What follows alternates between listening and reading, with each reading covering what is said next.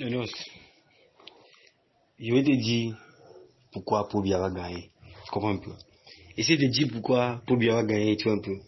C'est parce que j'ai longtemps réfléchi comme toi sur comment il peut faire les élections. Comment est-ce qu'on peut faire pour qu'il y ait la transition? Mais gars, j'ai vu que c'est mauvais. C'est mauvais, Nounos. Je vais t'expliquer pourquoi c'est mauvais. Premièrement, comme je l'ai dit, que ce soit positivement ou négativement, sache d'abord que Paul Biya, c'est le Camerounais le plus connu au Cameroun. Il n'y a personne qui est plus connu que Paul Biya au Cameroun. Ça, c'est la première des choses que tu dois savoir, Nounos. Personne. Et tu ne peux pas me dire le concret. Sinon, cite-moi un seul Camerounais qui est plus connu que Paul Biya ici au Cameroun. Ça n'existe pas. Ça, c'est deux. De deux, Paul Biya a une machine de guerre. Tu as vu depuis qu'on fait les tapages, tu l'as vu se prononcer, tu l'as vu tenir un discours par rapport à la campagne, tu l'as vu faire un meeting quelque part. Le gars a une machine de guerre partout, de manière décentralisée. Je te rappelle que le RDPC, c'est l'exemple de la décentralisation. Ce n'est pas des histoires qu'ils font avec le gouvernement camerounais là. À l'intérieur du RDPC, c'est l'exemple de la décentralisation. Quand tu pars dans chaque département d'origine, quand tu vois la façon à laquelle Paul Biya nomme les ministres, ou les directeurs, les directeurs des ministères, ou dans les grandes écoles, ou les grands cadres de l'État. C'est bien décentralisé, région par région.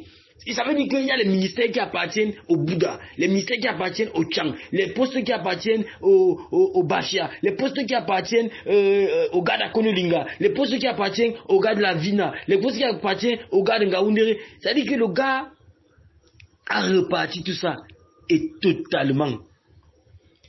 Et actuellement, où je te parle là, je te dis que ça fait au moins un mois, Nounos. Au moins, je vais dire 2 mois. Que chaque week-end, tous les départements, tous les plus petits villages du Cameroun sont entourés, encadrés par le RDPC dans tous les secteurs du Cameroun. C'est-à-dire pas dans n'importe quel village.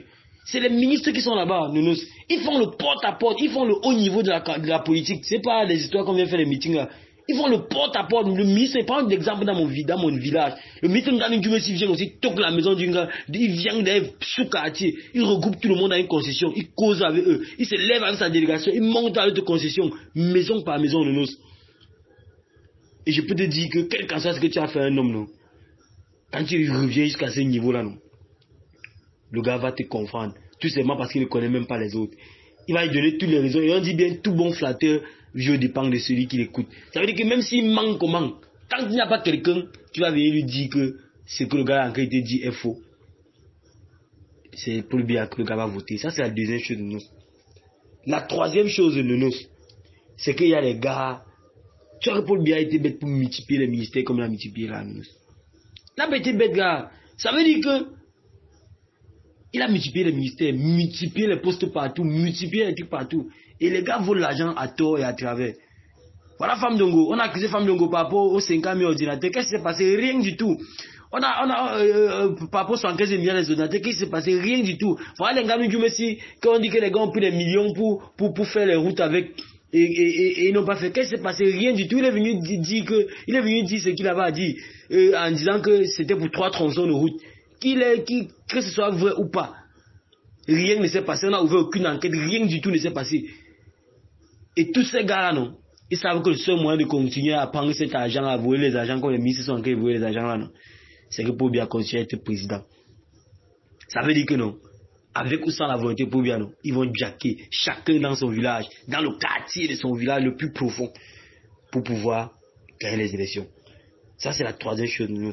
La quatrième chose de nous, la majorité, je dis bien 80% des gars qui sont inscrits sur les listes électorales, c'est les gars du RDPC. Je dis bien les membres du RDPC, pas que les. Je dis que c'est les membres du RDPC. 80% des Camerounais qui sont inscrits sur les listes électorales, c'est les membres du RDPC. Parce qu'ils ont pris des dispositions depuis longtemps. Pendant que les gars de Bamenda étaient en train de dire que non, pendant que certains opposants disaient que non, on va parler aux élections parce qu'il faut le deuxième tour, et on va pas faire ceci parce qu'il faut. Les gars du RDPC étaient en train de s'inscrire dans les listes électorales. Je ne peux pas te dire combien de démarches le RDPC a entrepris dans mon département d'origine, dans mon village, pour amener les gars pro RDPC à s'inscrire sur les listes électorales. Et je suis sûr et certain que c'est ce qui se passe partout.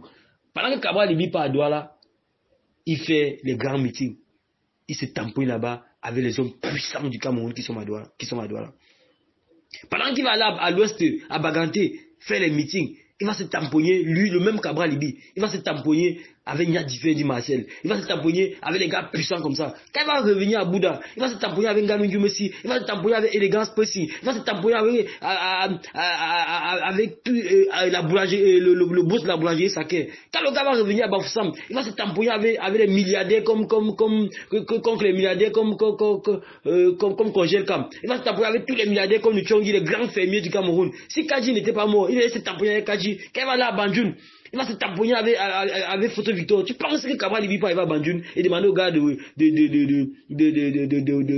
le voter. Et Photo Victor dit que voter pour le bien, les gars votent Cabral Libi. Tu connais le nombre de personnes que les hommes d'affaires du Cameroun emploient. Et tous les hommes d'affaires là votent pour le bien. Ils sont du RDPC. Et tu penses qu'un gars va venir employer tout un village comme Photo Victor ou bien comme Élégance Pressing. Il va aller employer tout un village. Après, il va vous demander de voter pour le bien, vous ne votez pas. Ah non, attends. Tu vois que c'est possible. Tu vois ça comment, Nonos? C'est possible. Ce n'est même pas possible. Tous les grands milliardaires du Cameroun sont du RDPC. Tous. Ils sont du RDPC. Il n'y a même pas un seul.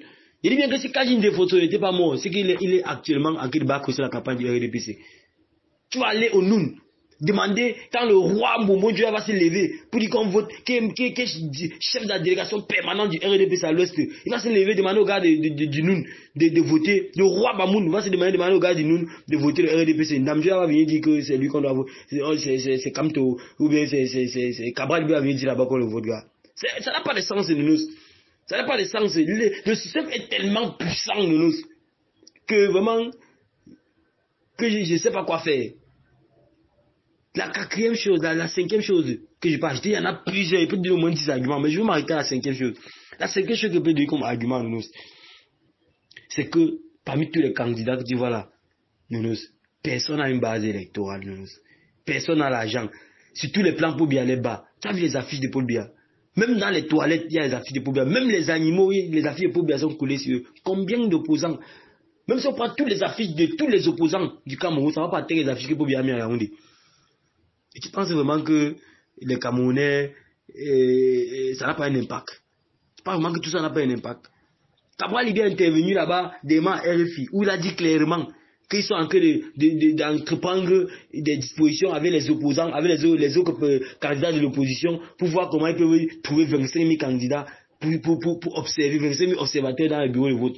25 000 gars, ils ont besoin de faire la coalition. Un gars qui va être président d'un pays où il y a 20 millions d'habitants, il a besoin de la coalition pour avoir 25 000 observateurs dans les bureaux de vote, gars. Nonos, sincèrement, non. Pour te dire vrai, non. Je ne peux pas soutenir le RDPC. Pour te dire vrai. Je veux dire, en temps normal, je ne peux pas soutenir le RDPC parce que le pays va mal. Mais quand je regarde les opposants, non. Aucun opposant ne mérite mieux que le RDPC. Ils sont tous pareils. Aucun opposant ne mérite mieux que le RDPC. Jusqu'ici là. Le simple défi que les gars allaient réaliser, ils n'ont rien foutu. Il n'y a aucun opposant qui a même pu rallier à sa cause un seul autre opposant. Nous laissons même les histoires que Cabral Libi, Kamto, les grands opposants là. Qui a rallié le plus petit opposant? S'ils n'ont pas pu se rallier, non, ça veut dire qu'ils ne veulent pas le bien du Cameroun. Chacun veut son intérêt, être président. Parce que s'ils voulaient le bien du Cameroun, non. Le seul moyen de vaincre Paul Biya, c'est ce qui était passé en 92. C'est une coalition forte. En 92, John Foudi avait 36 partis politiques derrière lui. 36 partis politiques derrière lui. Les gars viennent là, ils s'agitent, ils croient que il va venir faire les discours dans les élections. Vraiment, il faut cesser de rêver de nous. Ça, c'est chercher à avoir la crise cardiaque. Et je n'aime pas quand il dit aux gens que, Paul Biya va tricher les élections et tout. Paul Biya va gagner les élections si sans tricher. Même si les trichent parmi le travail qu'ils font, ils vont gagner les élections. La politique, ce n'est pas forcément le bon sens. Nous tous, on a été à la politique, on a tous vu ça. Ce n'est pas le dynamisme, ce n'est pas le bon sens. La politique, ça amène les gens à voter pour toi, simplement. Et pour le moment, non. La personne qui fait ce qu'il faut pour amener les gens à voter pour lui, non. C'est Paul Biya. Même s'il veut payer les gens, gars. Tu vas venir pleurnicher qu'il a payé les gens, gars. Il a payé les gens, mais les gens sont allés voter, gars. Même s'il veut payer les gens, ça fait quoi? Il t'a forcé à donner l'argent. Même s'il veut payer les gens, gars, c'est un moyen qu'il a utilisé pour gagner les élections, gars. Donc c'est pour te dire que, gars, si à un moment donné tu as cru que j'étais premièrement d'abord, si à un moment donné tu as cru que que tu as cru le concret, là, c'est que tu es vraiment hors jeu, là. Descends sur le terrain, tu vois. Descends sur le terrain, tu vois ce qui se passe. Non, non.